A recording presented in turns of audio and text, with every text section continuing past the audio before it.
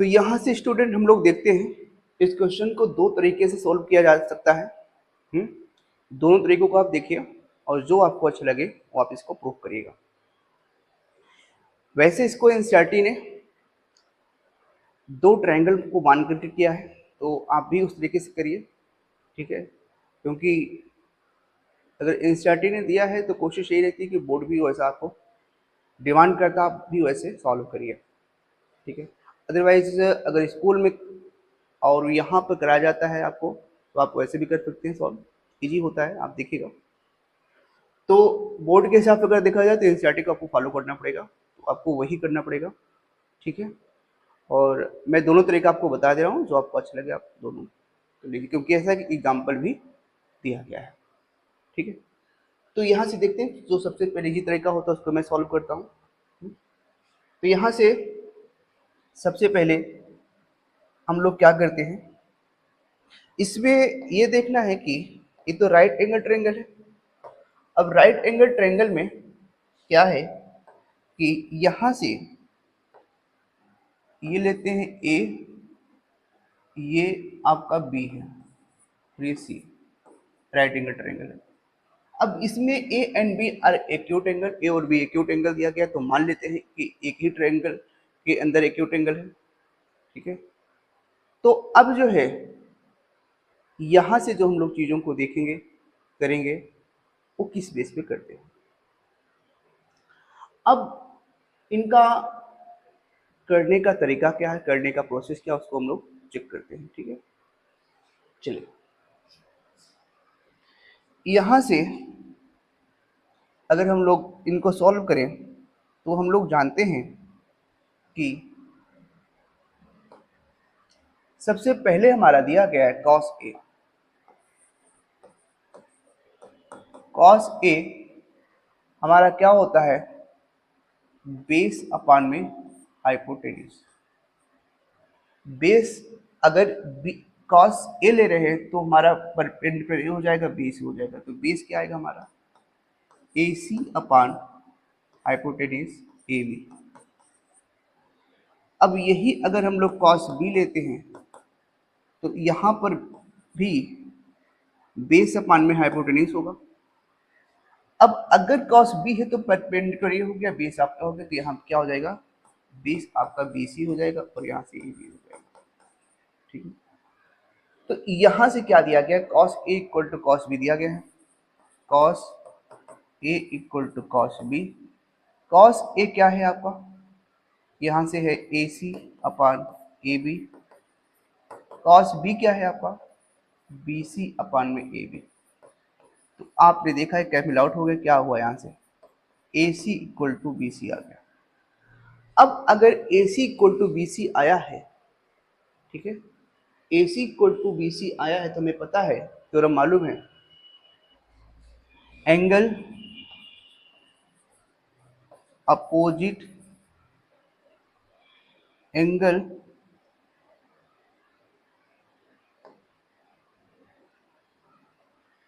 Opposite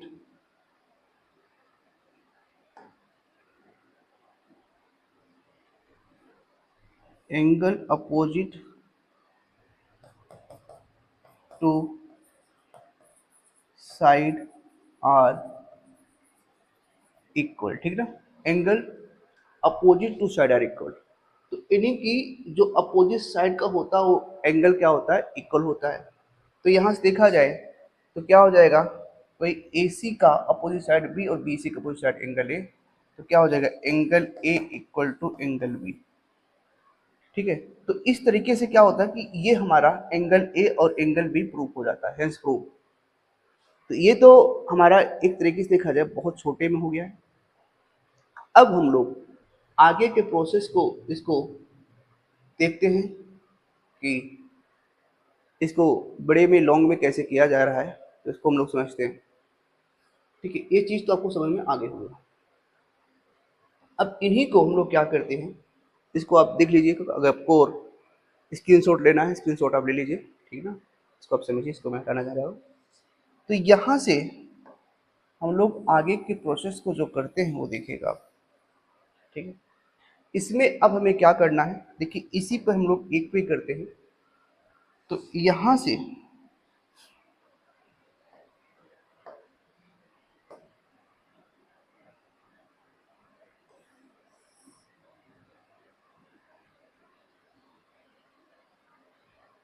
ध्यान दीजिएगा, इसको मैं इसे बनाता हूँ,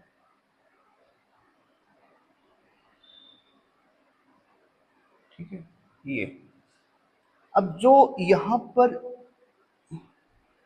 सी था, इसको मैं यहाँ पर ले लेता हूँ सी, ठीक है, यहाँ पर बी। तो ये दो ट्रायंगल आपके बन रहे हैं, और दोनों ट्रायंगल को अगर हम लोग देखें तो पहली कंडीशन आपको, अब यहाँ पे सी है ये, और यहाँ पर बी है ये। तो अगर पहला मैं लूँ इन ट्रायंगल ए बी, यहाँ पे नाम देता हूँ डी, तो in triangle A B D,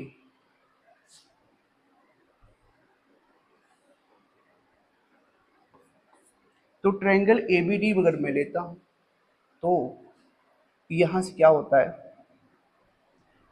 तो cos ए अगर मैं देखता हूँ तो cos ए की जो वैल्यू होगी, ठीक है, तो cos ए की वैल्यू कहाँ जाएगी, ये आपका परपेंडिकुलर हो जाएगा। या तो हम लोग इसको एक ही नाम से कर लेते हैं, इसको अलग अलग कर लेते हैं, अलग अलग ले लेते हैं इसको, है ना, नहीं ऐसे में ज़्यादा कन्फ्यूज होंगे आप लोग।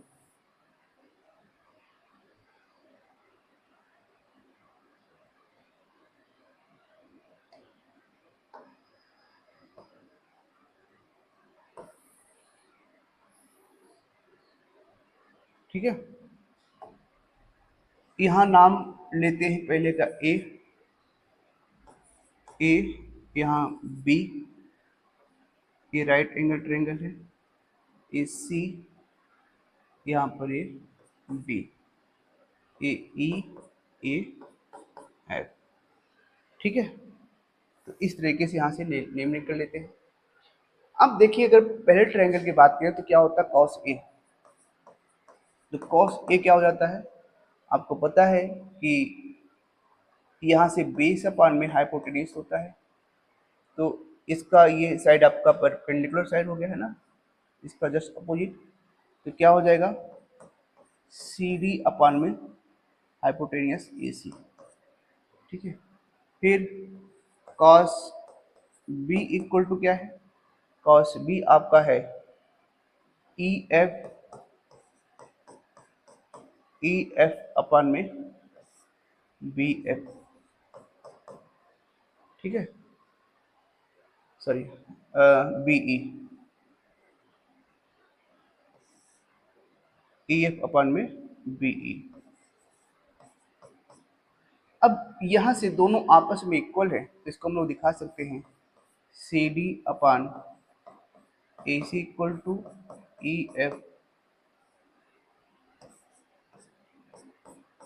एफ अपान में बी ई।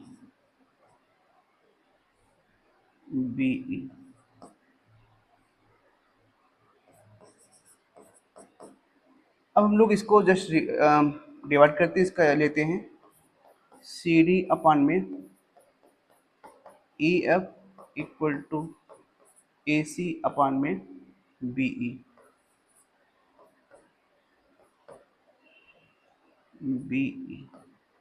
ये मान लेते हैं कि कांस्टेंट यहाँ पर के है, ठीक है।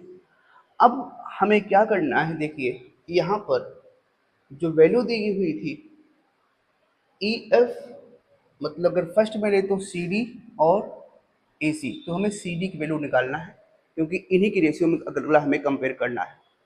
इसमें जो वैल्यू रेशियो दिया हुआ था ये आपका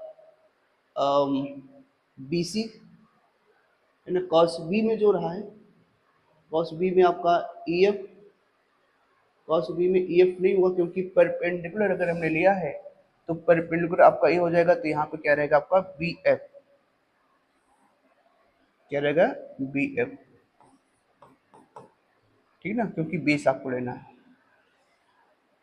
कॉस क्या होता है, बेस अपान में हाइपोटेन्यूज, बेस अपान में हाइपोटेन्यूज ये होता है। तो बेस आपका क्योंकि ये है तो परपेंडिकुलर हो जाएगा, बेस बी एफ अपान में क्या हो जाएगा आपका हाइपोटेन्यूज। तो यहाँ से मैं, यहाँ से दोनों में अगर देखा जाए, मैं सी डी और बी एफ की वैल्यू को निकालना, ई एफ की वैल्यू को निकालना है, तो इसको हाइपोटेन्यूज के थ्रू देखते हैं by using the Pythagoras theorem.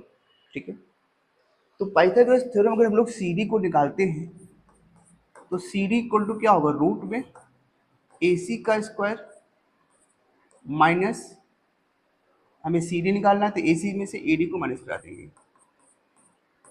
और अगर हमें यहाँ पर एफ ई को निकालना है, एफ ई को निकालना है,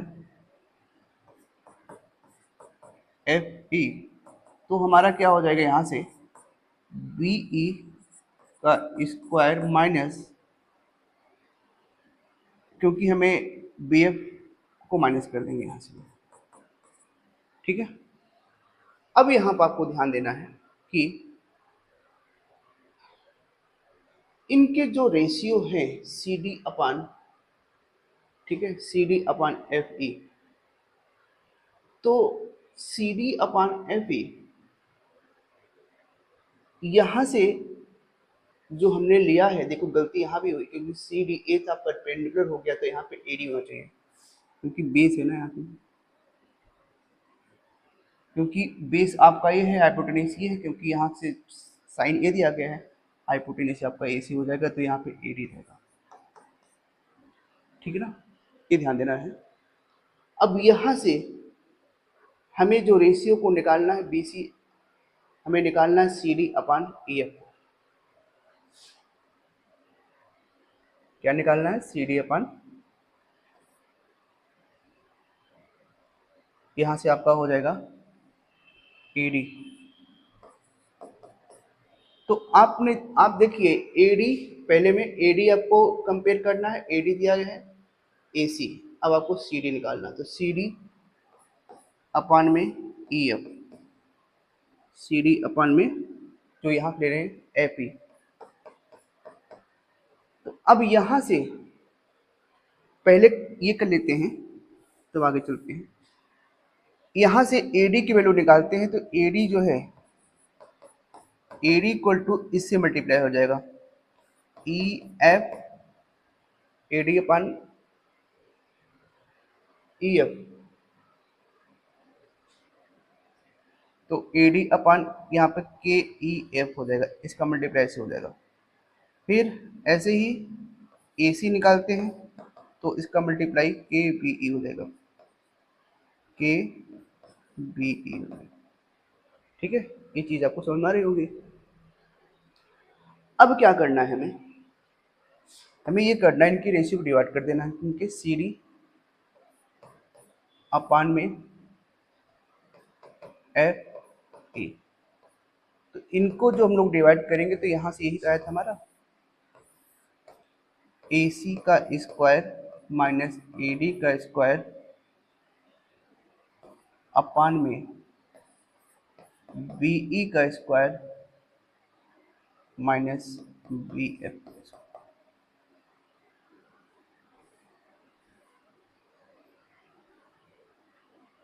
बी एफ का स्क्वायर। ठीक है, ये है। अब यहाँ से आप ध्यान से देखिएगा कि AC AC जो है वो के बी एफ में है, तो जहाँ पर AC है वहाँ के बी एफ को रखा जाए, और जहाँ पर AD है वहाँ के ई एफ को रखा जाए। ठीक ना, के ई एफ को, यहाँ पर जो AD है, ठीक ना, AD का आपका रहा है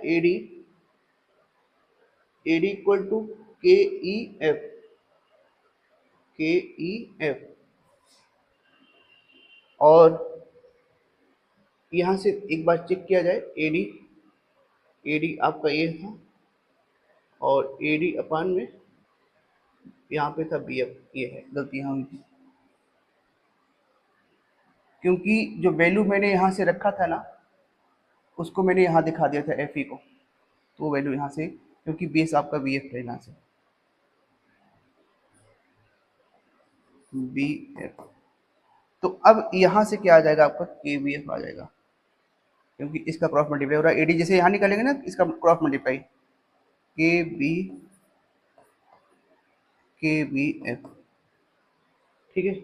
अब एडी की जगह आपको ये रखना है C D upon F E. अब आपको ए सी, देखो ये है ना ए सी, इसी जगह आपको ये रखना है के बी ई का स्क्वायर, के का स्क्वायर बी ई का स्क्वायर माइनस के बी, इसी जगह है ना ये ए सी, के बी ई का स्क्वायर माइनस के बी एफ का स्क्वायर, मतलब के का स्क्वायर बी एफ का स्क्वायर, अपान में क्या था, बी ई का स्क्वायर और माइनस बी एफ का स्क्वायर, ठीक है। तो यहाँ देखा जाए सी डी इक्वल टू क्या हुआ, एफ ई हुआ, इक्वल टू यहाँ से के को बाहर लिया जाए, दोनों में के है, तो यहाँ से बी ई का स्क्वायर माइनस बी एफ का स्क्वायर, बी ई का स्क्वायर माइनस बी एफ का स्क्वायर इक्वल टू के बाहर आ गया, ये इसको जो है के तो बाहर यहाँ ले सकते हैं, क्योंकि रूट से निकले के आ जाएगा, एक कैंसिल आउट हो जाएगा, यहाँ से के आ जाएगा। अब यहाँ से आप देखें, इसको आप इक्वेशन फर्स्ट लीजिए, इसको आप सेकंड लीजिए, तो फ्रॉम इक्वेशन फर्स्ट सेकंड क्या हो जाएगा, ये आपस में इक्वल होगा। और जब ये आपस में इक्वल होगा, क्योंकि हमें पता है सिमिलरिटी से हम लोग यही पढ़े थे, है ना, by using the by theorem the similarity. तो यहाँ से अब हम लोग अगर देखें ध्यान से, तो यहाँ से क्या आ गया, यहाँ से आपका आ गया C D upon from equation first and second से C D upon F E equal to यहाँ से A D upon B F equal to A C upon B E, ठीक है। अब बाइट देखा जाए ट्रायंगल, तो यहाँ से using theorem, by using theorem जो आप लोग पढ़े थे हैं सिमिलरिटी में, वो क्या है, ट्रायंगल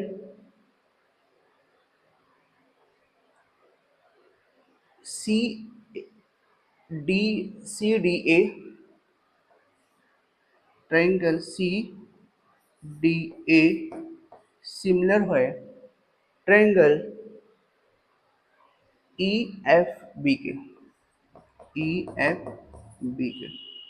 अब क्या हुआ, यहाँ देखिए दोनों का एंगल क्या हो रहा है, angle A equal to angle B, hence prove. तो इस तरीके से आपने देखा दोनों तरीके से कैसे क्वेश्चन सॉल्व हुआ। अब यहाँ से इस तरीके से हम लोग इसको सॉल्व कर सकते हैं। तो ये चीज़ आपको समझ में आई होगी।